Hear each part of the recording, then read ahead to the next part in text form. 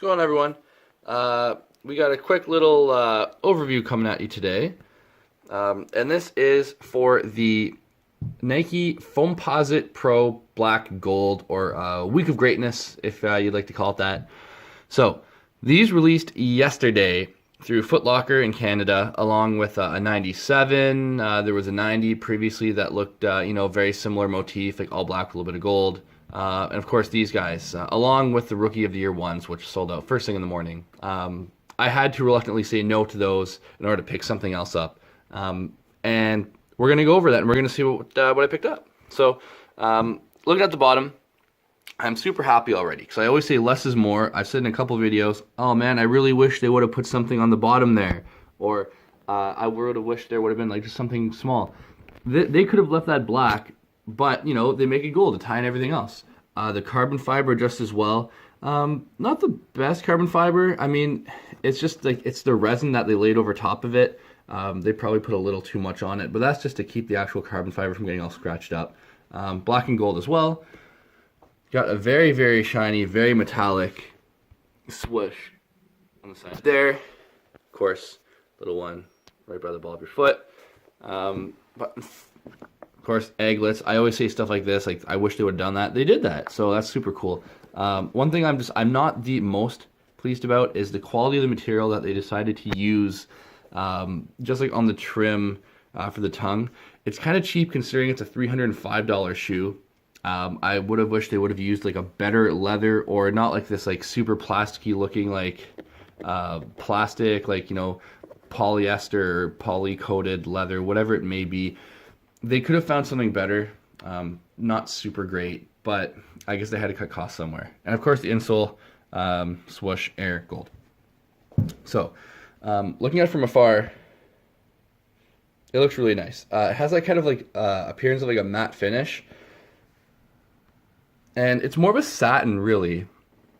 It's got this kind of texture. If you picked up the Sequoia pair that like released just previous to this, and like previous to the what was it? There was like a red or an orange pair that came out. We didn't get them locally, I don't believe, but the last pros to release, I believe, were like a Sequoia pair. It was like olive green and like orange, perhaps.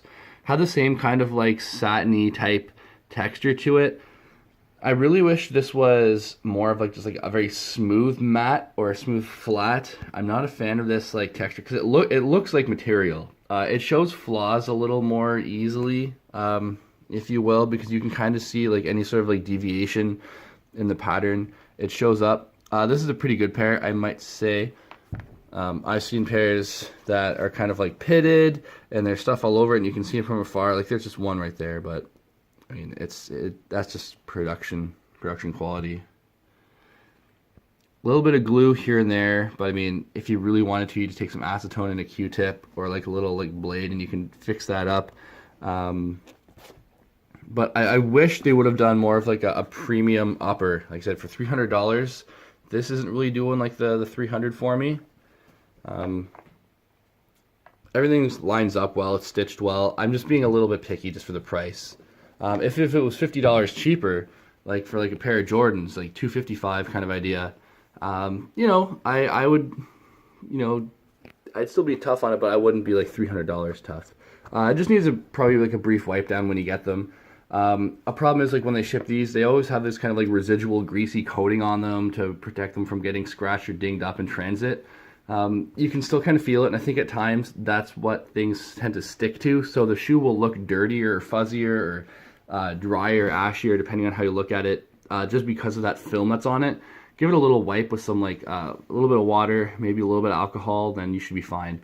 Other than that though, solid shoe, really cool. Black and gold. This is really subtle. I didn't like the all gold foam pair that came out last year. It wasn't for me. I didn't like that weird carbon fiber like print on it, like all over with it. It looked super tacky. They sold out, of course, but this is a little more mature look. This would go well with all the other like black and gold apparel that's out right now. The black and gold Windrunner. There's always the hats that are just kind of like that ripstop material with this on. Like that would go really well. It's tasteful, not super tacky. Foams are super cool in my opinion. It's an OG ball shoe. People kind of look past that. Anyone under the age of 30 usually doesn't care at all. But no, super cool shoe. I don't have the box in front of me right now. The box is just a regular box, nothing special about it. But super cool colorway. Happy with it. I'm nitpicking a little bit, but overall, I like it. It's a cool shoe. It's a neat pickup. I might get the 97s next, just to kind of go hand in hand. But, you know, this is what it is. If you're looking at picking up a pair, you know, watch this video, see for yourself if you like it. This might deter you. This might, you know, cement the fact that you love the shoe and you want to get it. So thanks for watching. Leave a like down below, comment, whatever it may be. I will get back to you as soon as I can, and I appreciate the views. Again, thanks for watching, and I hope you enjoyed.